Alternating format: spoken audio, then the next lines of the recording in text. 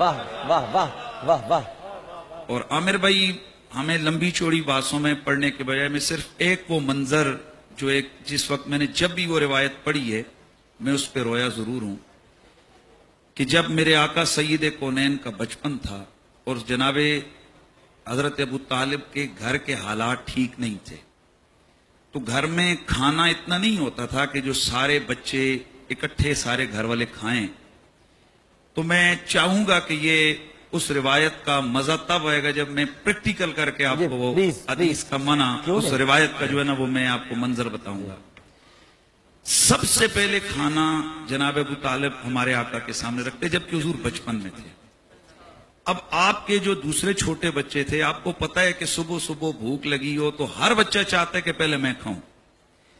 تو سرکار کے سامنے جب پیالہ آتا بچے ادھر ہوتے ابو طالب ادھر ہوتے. یہ میں روایت کے سیم جو اس کو امام صالح شامی نے روایت کیا میں نے اس کو سیم یہ عرض کر رہا ہوں.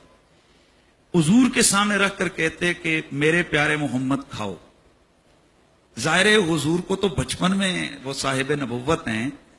اس حوالے سے بخاری کے وہ لفظ آپ کے سامنے ضرور عرض کروں گا کہ میرے نبی نے وصال ابو طالب کے بعد یہ بخاری کے الفاظ ہیں اور اپنا حدیث صحیحہ کے اندر یہ یعنی صحیحہ کے الفاظ ہیں کہ میرے نبی مکرم سید کونین جناب ابو طالب کے وصال کے بعد ایک دفعہ ایسا ہوا کہ مدینے میں قحط پڑا اور میرے نبی پاک صلی اللہ تعالی علیہ وآلہ وسلم کے گیسوئے کرم کے کھلنے سے اور آپ کے دستے کرم بلند ہونے سے چھما چھم بارش برسنے لگی.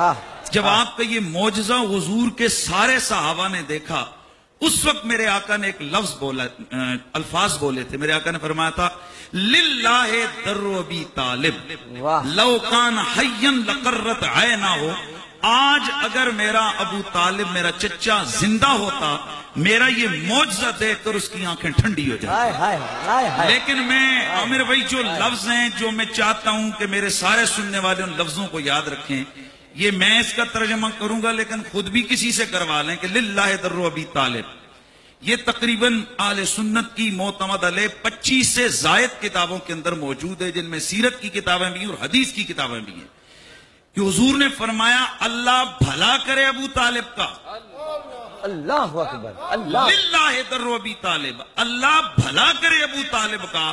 آج اگر ابو طالب زندہ ہوتے جیسے بچپن میں میرا وسیلہ دے کر انہوں نے دعا منگوائی تھی مجھ سے اور پانی برسا تھا اور اس وقت انہوں نے کہا تھا وَأَبْيَضُ يُسْتَسْقَى الْغَمَامُ بِوَجْهِهِ سِمَالُ الْيَتَامَى عِصْمَةٌ لِلْأَرَامِلِ. اور میرے گورے چٹے چہرے والا میرا پیارا محمد جس کا وسیلہ دے کر پانی مانگا جاتا ہے. فرمایا آج اگر وہ زندہ ہوتے میرا یہ معجزہ دیکھ کر ان کی آنکھیں ٹھنڈی ہو جاتی.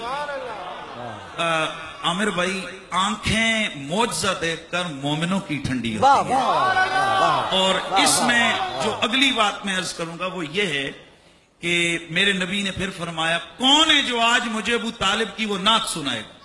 اللہ اکبر. اور میں یہاں کے اس پروگرام کی وساطت سے عرض کرنا چاہتا ہوں کہ محفل نعت ہم بہت کرتے ہیں لیکن کبھی رسول کے پہلے ثنا خان کا ذکر تو کریں کہ میرے نبی کی پہلی نعت کہنے والا حضور کا چچا ابو طالب ہے. بے شک. اور میں اگلا جملہ آپ کو کمال کی بات بتانے لگا ہوں. جناب حضرت حسان بن ثابت میرے حضور کے وہ ثنا خان صحابی کبھی حضور یہ بھی تو دیکھیے کہ جناب حسان نے نعت رسول لکھتے ہوئے کس کے کلام پر تضمین لکھی تو جناب ابو طالب کی نعت پر پہلی تضمین لکھنے والا جناب حسان بن ثابت. واہ واہ واہ. اور اس وقت پھر آپ نے میرے آقا نے فرمایا کون ہے جو آج میرے چچا کی وہ نعت سنائے گا. حضرت اچھا یہ جو الفاظ ہیں یہ بخاری کے اندر موجود ہیں. حضرت علی کھڑے ہو گئے یا رسول اللہ کیا آپ سے کی مراد وہ ہے وَأَبْيَضُ يُسْتَسْقَى الْغَمَامُ بِوَجْهِهِ. فرمایا ہاں سناؤ. اللہ اکبر. ابو طالب کی نعت ان کا بیٹا مولا علی مدینے کے سلطان کو سنا رہا تھا اور آقا ابو طالب کو رو کر یاد کر کے آنسو بہا رہے تھے. اللہ آج اگر ہم ان کو یاد کر لیں تو یہ سنت رسول ہے. اور اس میں عامر بھائی کسی کو کوئی آج تک ڈاؤٹ یا شک نہیں ہے کہ عام الحزن منایا گیا. پورا سال میرے نبی نے غم کیا. ویسے 3 دن کا غم ہے روایات میں موجود ہے پر میرے نبی نے 2 ہستیاں وہ ہیں کہ جن کا پورا سال غم کیا. تو میں یہ بھی کہنا چاہتا ہوں کہ بخاری مسلم ترمذی کی صحیح روایات موجود ہیں کہ کسی کافر کے مرنے پہ آپ افسوس نہیں کر سکتے ہیں یا اس کے ساتھ محبتوں کے اظہار نہیں کر سکتے ہیں تو یہ جو سارا سال میرا نبی آنسو بہاتے رہے، جس ہستی کو یاد کرتے رہے، کم از کم میں تو یہی سمجھتا ہوں کہ میرے رسول کے وفاداروں میں جب نام لکھا جائے گا تو پہلے الفابیٹیکلی الف آتا ہے، تو پہلا نام ابو طالب ہے۔ اللہ الحمدللہ وکفا والصلاة والسلام علی من لا نبی بعد، اما بعد فاعوذ باللہ من الشیطان الرجیم، بسم اللہ الرحمن الرحیم۔ یہ ایک ویڈیو آپ نے حنیف قریشی کی دیکھی ہوگی جس میں ابو خواجہ ابو طالب صاحب کے متعلق یہ کچھ معروضات پیش کر رہے ہیں۔ اس میں ایسا لگ رہا ہے، بلکہ یقیناً لگ ہی کیا رہا ہے یہ کہ ابو طالب کو یہ مسلمان ثابت کرنا چاہ رہا ہے۔ اس کے دو انہوں نے روایتیں پیش کی، ایک تو یہ کہ حضور علیہ السلام کی آنکھوں کو ٹھنڈک موضع، حضور کے موضع سے آنکھیں مسلمان کی ٹھنڈی ہو سکتی، اور دوسرا یہ کہ یہ حضور نے ان کے لیے غم کیا تو غم مسلمان کا کیا جاتا ہے، مومن کا کیا جاتا ہے، کافر کا نہیں۔ اس سلسلے میں ہم پہلے بھی کئی دفعہ حضرات کے سامنے یہ گزارش پیش کر چکے ہیں کہ مفتی حنیف قریشی صاحب بالکل لا علم آدمی ہیں۔ ان کی لا علمی کا یہ حال ہے کہ ان کو اپنے اعلیٰ حضرت، یعنی جو ان کے مسلک کا بانی ہے، پورے مسلک کی جو بنیاد ہے جس کے اوپر، اور جس کی شخصیت اتنی اہمیت ہے کہ جب تک اس کے عقیدے پر آپ نہ آئیں آپ بریلوی بھی نہیں کہلا سکتے۔ ان کو ان کے عقیدوں کا بھی پتہ نہیں، ان کی کتابوں کا ہوش بھی نہیں کہ وہ ان کا عقیدہ کیا ہے، وہ اپنی کتابوں میں کیا لکھ رہے ہیں۔ پہلی بات تو اس کی رافضیت آپ دیکھیں کہ اس نے اس ویڈیو کے اندر گستاخی بھی کی ہے اور اپنی رافضیت کا اظہار کیا۔ وہ کیا کہ یہ اپنی اس ویڈیو کے اندر کہتا ہے کہ اگر کوئی ایسا رجسٹر ہوتا یا کل قیامت کے دن حضور علیہ السلام کی جانثاروں کے نام لکھے جائیں تو الفابیٹ کے اعتبار سے سب سے پہلے ابو، چونکہ ان کا نام اے سے آتا ہے تو سب سے پہلے ابو طالب کا نام لکھا جائے گا۔ حالانکہ یہ کھلی رافضیت ہے اور حضرت صدیق اکبر رضی اللہ تعالیٰ کی کھلی توہین ہے۔ الفابیٹلی کے اگر آپ نے نام لکھنا ہے تو سب سے پہلے ابو بکر صدیق رضی اللہ تعالیٰ کا نام ہی آئے گا، وہی خلیفہ بلا فصل ہیں اور وہی نبی اکرم صلی اللہ علیہ وسلم کے سب سے بڑے فدائی، سب سے بڑے شدائی، سب سے بڑے جانثار ہیں، جن کے بارے میں خود حضور فرما چکے ہیں کہ میں ہر ایک کے احسانوں کا بدلہ چکا چکوں، لیکن صدیق کے احسان کا بدلہ میں نہیں چکا سکتا، اس کے احسانوں کا بدلہ اللہ ہی سے دے گا۔ یہ بدبخت تو رافضیوں سے بھی آگے نکل چکا ہے کہ وہ بھی خلافت میں پہلا نمبر علی کا لے کر آتے ہیں، یہ ان سے بھی ہٹ کے خواجہ ابو طالب کا نام لے کر آنا چاہ رہے ہیں۔ بہرحال یہ تو ہم نے ان کی رافضیت اور اس سے پہلے بھی اپنی رافضیت اور گستاخیوں کا یہ اظہار کئی دفعہ کر چکے ہیں۔ چنانچہ کہ ایک مشہور بیان ہے کہ جس میں وہ کہتے ہیں نو معاویہ، جس پر خود نہیں کہ مسلک عرفان شاہ مشہدی نے اور پھر غفران شاہ علی کا رگڑ لگا۔ تو یہ جو کھلی کی توہین ہے صدیق اکبر رضی اللہ تعالیٰ کی کہ اس رجسٹر میں اگر نام ہوگا الفابیٹکلی تو سب سے پہلے ابو بکر صدیق رضی اللہ تعالیٰ کا نام آئے گا۔ میرے سے باقاعدہ ایک مضمون ہے آل سنت اخبار میں صدیق کا پہلا نمبر، جس میں نے قریباً 24-25 مقامات ایسے پیش کیے خلافت سے ہٹ کر کہ جس میں ہر نمبر پر صدیق کا پہلا نمبر ہے، حتیٰ کہ قیامت کے دن بھی صدیق ہی کا پہلا نمبر ہوگا حضور علیہ السلام کے بعد۔ 12 تفصیل کیا وہ مضمون پڑھ لیں۔ میں ان کو ذرا، یہ تو ان کی ایک رافضیت ہوگی، اب میں ذرا ان کو ذرا ان کے گھر کا آواز دکھا دوں۔ یہ تو ٹی وی پر بیٹھ کے اور بول اور براز قسم کے چینلوں پر بیٹھ کر یہ خواجہ ابو طالب کو مسلمان اور مومن ثابت کرنا چاہ رہے ہیں، لیکن میں ان سے کہنا چاہوں گا کہ یہ ذرا آپ اعلیٰ حد کے بارے میں بھی کچھ ارشاد فرمائیں۔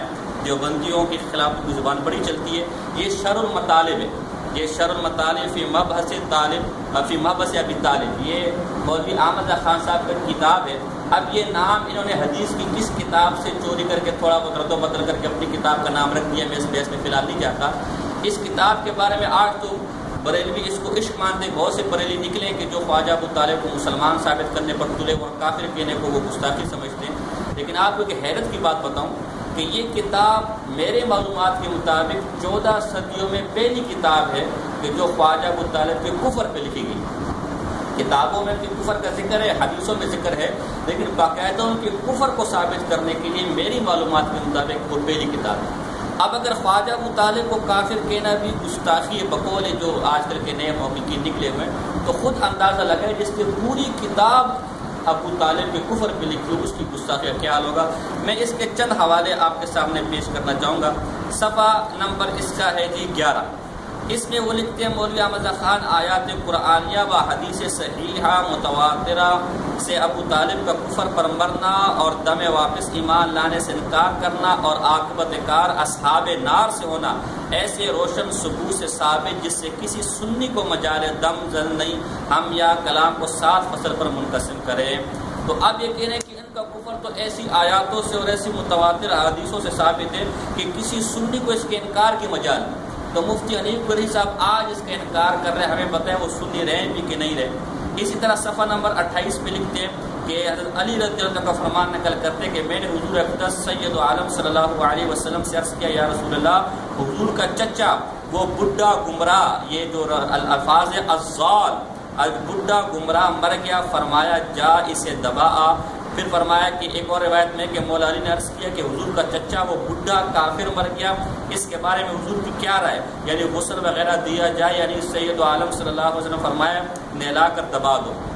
تو اب دیکھیں مولوی احمد خان صاحب خود حضرت علی رضی اللہ تعالیٰ کے حوالے سے بات نقل کر رہے ہیں کہ حضرت علی رضی اللہ اپنے اس والد کو بڈھا اور مشرک اور ضال کہہ رہے ہیں۔ اس پر میں تبصرہ آگے کروں گا۔ میرا ان سے سوال ہے مفتی حنیف قریشی صاحب سے کہ اگر ابو طالب مومن تھے اور جیسا کہ حنیف قریشی صاحب کہہ رہے ہیں کہ بچپن میں حضور کو نبوت مل گئی تھی، تو ظاہر ہے کہ ایمان کے ساتھ حضور کا دیدار کرنا یہ صحابیت ہے۔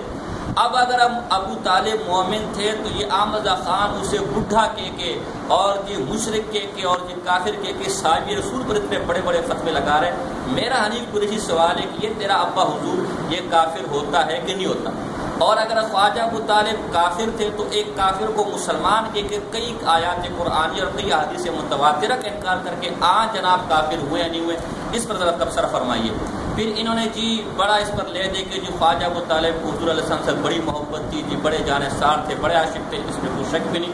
لیکن احمد خان صاحب بڑی عجیب بات کرتا ہے صفحہ نمبر 58 پر کہ وہ کہتے اسی محبت کے بارے میں کہ بے شک مگر حد طبعی تک، جیسے چچا کو بتیجے سے چاہیے اور بتیجے بھی کیسے کہ حقیقی بھائی نوجوان۔ آگے نے تفصیل بات کی ہے صفحہ نمبر 58، یعنی جو خواجہ ابو طالب کو حضور علیہ السلام سے محبت تھی وہ حضور کی نبوت کی وجہ سے نہیں تھی، حضور کی دینداری کی وجہ سے، حضور کا نبی ہونے کی وجہ سے نہیں تھی، بلکہ وہ محبت طبعی تھی، جیسا کہ ہر چاچوں کو اپنے بتیجے سے ہوتی ہے۔ تو آپ تو ان کو حضور کا جانثار اور اسی محبت کو ان کی ایمان کی دلیل قرار دے رہے، جبکہ یہ آپ کے احمد خان صاحب کہہ رہے ہیں کہ یہ کوئی کمال نہیں ہے، تو ہر چچے کو اپنے بتیجے سے ہوتی ہے۔ اور پھر جو ہے وہ صفحہ نمبر 88 میں لکھتے جب ابو طالب کا کفر عدلہ کرنہار سے اشکار تو رضی اللہ تعالیٰ عنہ کہنے کا کیوں کر اختیار، اگر اخبار تو اللہ عز و جل پر افتراق کفار کو رضا الہی سے کیا بہارا، اور اگر دعائے کما ہوا ظاہر جیسا کہ ظاہر ہے تو دعا بالمحال اور یہ اللہ تعالیٰ سے معذر استہزاء، یعنی ان کو رضی اللہ تعالیٰ عنہ کہنا بھی جائز نہیں اور اللہ سے کھلم کھلا استہزاء۔ تو اب میں آپ سے پوچھتا ہوں کہ آپ تو ان کو مسلمان بنانے پر تلے ہوئے اور یہ آج ان کو مومن بنانے کو عشق کی مدار قرار دے رہے ہیں، یہ آپ کے عادت کے متعلق آپ کے کیا فتویٰ جات جو اتنے کھلے طریقے سے ابو طالب کو گمراہ اور کافر اور نہ جانے کیا کا فتووں سے نواز رہے۔ پھر دلچسپ بات یہ ہے کہ اسی کتاب کے صفحہ نمبر سے یہ شروع کرتے ہیں صفحہ نمبر 91 سے کہ میں نے کن کن ائمہ کے اقوال سے ان کا کافر ہونا ثابت کیے۔ پھر یہ جی 12 نام صحابہ کے لیتے ہیں، پھر یہ تابعین کے نام لیتے ہیں، پھر یہ وہ تبع تابعین کے نام لیتے ہیں، پھر محدثین کے، پھر مفسرین کے نام لیتے ہیں، پھر جناب یہ فقہاء اصولین کے نام لیتے ہیں، اور قریب 80 علماء جس میں صحابہ، تابعین، تبع تابعین، اصولین، فقہاء، محدثین شامل ہیں، یہ سب ابو طالب کو کافر کہتے ہیں۔ پھر کتب تفاسیر کے حوالے قریب 16 کے قریب دیے، پھر کتب حدیث کے حوالے 67 کے قریب دیے، پھر یہ آگے شروعات حدیث دیے، کتب فقہ دیے، کتب سیر دیے، کتب عقائد اصول دیے، علوم شتہ دیے، قریباً 20 حوالے انہوں نے دیے ہیں کہ یہ تمام حضرت ابو طالب کو کافر کہتے ہیں، مشرک کہتے ہیں، جہنمی کہتے ہیں۔ تو اب ہمارا سوال ہے کہ کسی مومن کو، کسی عاشق رسول کو جو حضور علیہ السلام پر ایمان لایا ہو، اس کو معاذ اللہ اتنے بھاری بھاری دلائل سے کافر ثابت کرنا، کیا یہ کھلی ہوئی گستاخی ہے یا نہیں؟ کیا یہ کھلا ہوا کفر ہے کہ نہیں؟ یہ آپ حنیف قریشی صاحب اپنے اس حالت کے بارے میں ارشاد فرمائیں گے۔ اور اگر حالت درست ہے تو اتنے بڑے کافر کو آپ مومن ثابت کر کے کیا مسلمان رہے یا نہیں؟ اس سے پہلے بھی ہم آپ کی خدمت میں کافی کفر کے فتوے ہم پیش کر چکے، لیکن آپ کے ہاضمے کی قربان یہ کچھ اثر ہی نہیں پڑا، اور باہر جو سراپے کفر اس کفر کے فتوے ڈالنے سے کیا اثر پڑے گا؟ یا ایک بات واضح کرتے ہیں، یہ فتوے ہم نہیں دے رہے، نہ ہم اس کی اتھارٹی رکھتے ہیں، ہم یہ پیش کر رہے ہیں کہ باپ اپنے بیٹے کو چور کہہ رہے ہیں، اب باپ جانے بیٹا جا رہے ہیں، ہم تو اس کو نقل کریں کہ چور ہے تو پھر چور نہیں ہے۔ تو آپ فیصلہ اس میں سے کریں، ایک تو آپ نے کھلی گستاخی کی صدیق اکبر رضی اللہ تعالیٰ عنہ کی، اور یہ جو آپ ان کو مومن کہہ رہے ہیں اور یہ مسلمان کہہ رہے ہیں اور یہ عاشق رسول ثابت کر رہے ہیں، یہ آپ کیا کہہ رہے ہیں؟ نہ کوئی عشق تھا ان کو رسول اللہ صلی اللہ علیہ وسلم سے، وہ ایک طبعی محبت تھی، جیسے کہ ہر چاچے کو انہوں نے لکھا ہے جیسے ہر انسان کو اپنے بتیجے سے بلکہ حیوانوں سے بھی ہو جاتی ہے، معاذ اللہ اس محبت کو تو یہ حماس سے بھی تشبیہ دے رہے ہیں، ان کے بارے میں کیا فتوے، اور ان کو بڈھا کہہ رہے ہیں، کافر کہہ رہے ہیں، مشرک کہہ رہے ہیں، اتنے بڑی بڑی فتوے لگا رہے ہیں۔ تو انیل پوری صاحب ہم یقیناً ظاہر ہے کہ آمدہ خان سے زیادہ حضور کی ناموس آپ کو عزیز ہوگی، حضور کی نسبت آپ کو عزیز ہوگی، تو آپ اپنے عشق کا ثبوت دیں گے، اپنی غیرت کا ثبوت دیں گے، اور بول و براز قسم کے چینل پر آ کر آپ کھلے لفظوں میں کہیں گے کہ آلت نے بالکل غلط کہا ہے، یہ بالکل گستاخی کی ہے، ہم آلت کے پر لعنت بھیجتے ہیں، ہمارے ان سے کوئی بھی تعلق نہیں۔ صحیح مسئلہ یہی کہ خواجہ ابو طالب مسلمان ہے، اگر تو آپ نے ایسا کر لی، اس کے ہمیں امید نہیں ہے، تب تو ٹھیک ہے، ہم آپ کی انصاف پروری کی داد کے بغیر نہیں رہ سکیں گے۔ اور جیسا کہ آپ کو شروع ہی سے وتیرہ منافقت ہے، اوروں کے لیے فتوے کچھ اور، اوروں کے لیے اصول کچھ اور، اپنے لیے کچھ اور، تو یہ عوام کے سامنے آپ کی منافقت کا ایک اور ثبوت چلا جائے گا، اور انہیں آپ کی حقیقت کا ایک اور بھی انداز ہو جائے گا۔ وما علینا الا البلاغ المبین۔